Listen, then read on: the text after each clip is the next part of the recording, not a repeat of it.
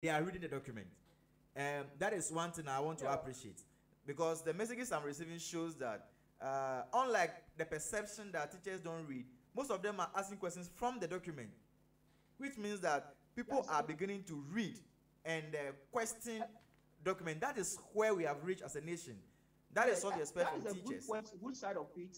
One thing I said, beyond that, we make available these agreements to our teachers to read. Yeah. It's also on get some forums whereby we can answer their questions. True. Because there are many provisions that personally I've read that I have questions about that I'll need clarity on. So I believe beyond handing the collective agreement to teachers, let's look at how best these teacher unions can have their members well educated on this meaning and interpretation of the provisions. That will help us a lot. Other than we having our own, maybe probably it will be a misconception, and we'll be having about an interpretation for that. I've received a message. It's very important that we have a forum that addresses. Yeah, I've just received a message from one professor at the University of Education, Winneba, and he is also of the view that the collective agreement, if I can settle a day to discuss only the collective agreement, to him that will make a lot of sense. I think it's in line with what you've just said. So I'll talk to my producers so that there will be a day we will discuss only the collective agreement, then we interpret it so that we should have the videos and the audios and then publish it. People will get more insight about that. Yeah, can I make some clarification? Yeah, Thomas, come in now. I think I want to associate myself with what the lecturer said. Okay. Because you see, the collective agreement, I thought we were discussing the state of the teaching profession in Ghana. That was my understanding. Yeah. Good. So normally, see, looking at the time that we have at our disposal, good. The collective agreement can take us a whole day. That is true. Because when I started, I made mention of the issues of right and issues of interest. These are things that can take us even 2-3 days discussing. That is true. But for the sake of the time, I think we need to get them. And let me put some things on record. Okay. Number one, we are mindful of Article 16 of the 1992 Constitution of the Republic of Ghana. We don't discriminate against anybody. We are mindful of that particular clause. No, sorry, that is Article 17. 2. Yes, Article 17, 2. Article 17, Clause 2 says that nobody shall be discriminated against. So please, let it be placed on record that we will never, ever discriminate against anybody. And we do not even have that particular mandate to do that. The labor law itself frowns upon discrimination against anybody. It is not something that we need to encourage. And more importantly, Article 41 of the Constitution provides for us a duty, the duties of a citizen. So please, we are mindful of all these clauses and statutes that we have in Ghana, and we will always live by it. Yeah, Thomas. Please, if somebody has an issue, I will not. I decline the invitation to all that my brother from ATAG has said. You see, we need to be mindful the way we communicate when we meet like this. The topic, we need to know the topic at stake. But when you begin to raise issues and create some kind of impressions out there, it will not order well for all of us. But like I said, I decline all those invitations except to correct that nobody will be discriminated against. The laws of Ghana, the law is supreme, and we are all law-abiding people. And I believe that we will live according to that principle so that each and everybody will be safe in Ghana. And more importantly, since we are talking about educating our teachers regarding the content of the collective agreement, I think that is the way to go. That is why for the very first time, we have printed copies of the document for everybody to know. And like I've said, under the labor law, look, there are two contracts that we have. We have contract of employment and contract for employment. But the contract under the labor law between the worker and the employer under the labor law exists under what we call contract of employment. And therefore, it is important that under the contract of employment as it is set under the labor law, the teacher should know the content of what the contract is about. And that is our focus. And that is the more reason why these documents have been made available to the teachers. If there is any other issue, I think we are ready to take it up. Sure. Nobody is running away from anything. But Thomas, at the end of the week, at the end of the day, at the end of the day, Article 24(3) of the Constitution says that people will join unions to promote their economic and social interests. So the economic and social interest of the teacher should be the most paramount thing. That's true. And all other things will be secondary. But Thomas, let me ask you, how do you feel realizing that teachers are having more interest about the agreement? How do you feel? Yes, and I think you made mention of the issue of the upgrading and all those things. Together with, I am happy that, you see, when you are with the people and the people know what their rights are, it helps in good corporate governance. That's true. That is the essence of good corporate governance.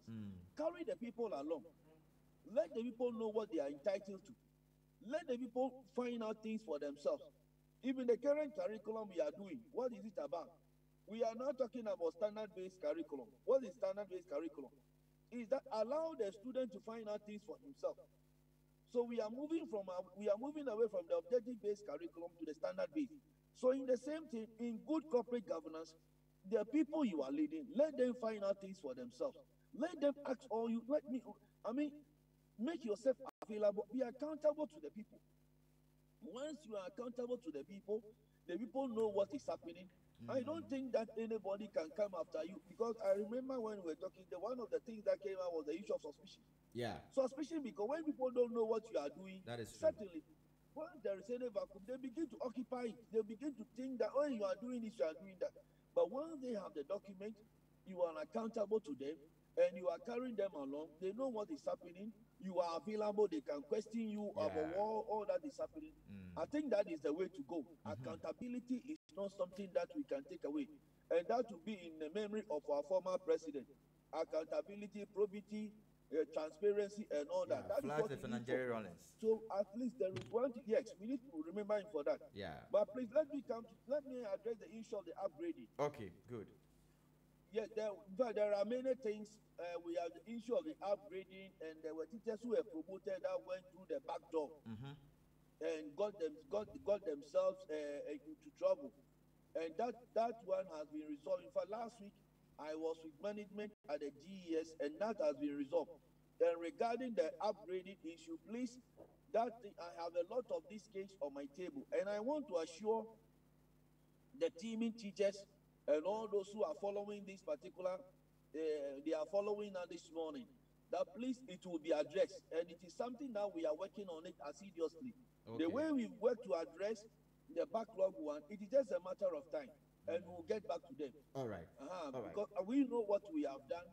If management will not respond to these things, we know exactly what to do.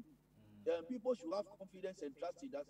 That look, this upgrading matter that has lasted for about 2 or 3 years, it is not something that the union leaders are taking it lightly at all. And at appropriate time, or soon as they will hear from us regarding the next line of action, after we have exhausted all the discussions that we are having with them to get these things cleared, because the teachers have had enough of the challenges going through. Some submitting 3-4 documents and all that. I think we must get to a time where we will say enough is enough. Okay. That's good. I think your response on the upgrading has answered all the upgrading questions. The GNAT has assured us that issues pertaining to upgrading are being worked on, and sooner than later we shall have a successful, response from the GES. That's good. Let me raise the issue of 30% laptop issue. Let me come to Divine. Divine. These people will not let me. Yeah, Divine. Divine, can you hear me? Divine, can you hear me? Can I ask permission and go? Yes, I want to summarize that before you go. I've gotten the information. Let me summarize that before you go. Okay, Yeah, Divine. I'm going to another meeting. Yes, I'll summarize that before you leave. So don't. I'll just summarize that. Yeah, I lost you. So yes, I'm looking at the 30% laptop for teachers. Teachers have to pay 30% of the cost of the laptop. How do you see as a fellow from African Education Watch and an educator as well? All right. For us, we believe that education is revolving, and then as much as it is evolving, we have to get to a point whereby we digitize our education system and consciously integrate ICT into the fabrics of our educational system. We have over the years seen these new approaches of how best we can integrate ICT into education, and that has not been powerful. So this one, there should be a conscious effort. We see when the government distributed laptops to schools, and then I don't know, we can't trace them. But now they want the teachers to own them themselves. Okay. And once you own them, you know how to take care of the laptops. And then we are also appreciative of the content that will be loaded on the laptop. Okay. These are very necessary to equip the child to be able to help him to be abreast with talent development in the system, as well as to what the ICT skills of the teacher. About 30%.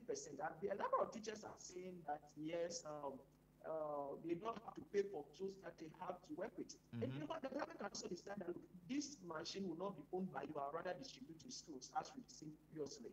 But this time it's going to be owned by you. And I believe that we should be appreciative at this point. And even the way that by which the 30% will be deducted is even reasonable to spread across. It's not the right deduction.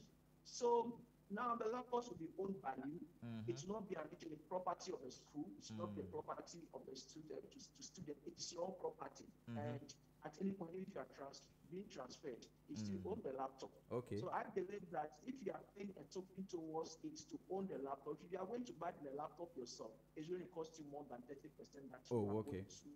Even if you are going to do installment. Yeah, I'll come to you, Claudia. Don't worry, I'll come to you. If you are going to do installment by installment in high pace, you are going to pay high cost for that. So even the installment is more reasonable. So I believe, yes, that we have issues about the fact that teachers are saying they don't have to pay for their inputs. All right. Let's also be mindful of the fact that there are other pressing costs for education that the government are also showing. And if we have to make some part of payment to own something that belongs to us, I believe it's not only teaching and learning that we are going to use it for. We are going to use it for our personal works as well as teaching. Divine. Yeah, I have 2 minutes to break for my final segment. So let me go to Thomas, since he has another meeting. So that he will summarize with my 2 minutes. Then I go for a break. So when we come back for the final segment, then you come in. Okay. All right, Thomas. Yeah, thank you. Yes. I want to talk about the laptop issue. Then you conclude with the GSS as a policy for me. Yes. Okay. Please, thank you very much, my brother. Yeah. We are gradually creating a class society. A class society because when schools were closed down, some people were having online classes, whereas some people were on the Volta Lake, the Mekango River, and all that. The question is, in 18 years' time, what is going to happen? So the government took it upon itself. Now look, we need to, the era where we have business and all that, and unions, we told them that, look, something must be done. Okay. We need to equip the teacher to be able to deliver. And so one of the steps taken now is the provision of the laptop. Okay. And the laptop will be preloaded with all the information that the teacher needs to operate. Okay. So that when the teacher gets it, the laptop will be for the teacher. The teacher will own it. It is not for the school. It is for the teacher. Okay. And because it's for the teacher takes care of it. The teacher works with it and do it. Use all the things on the information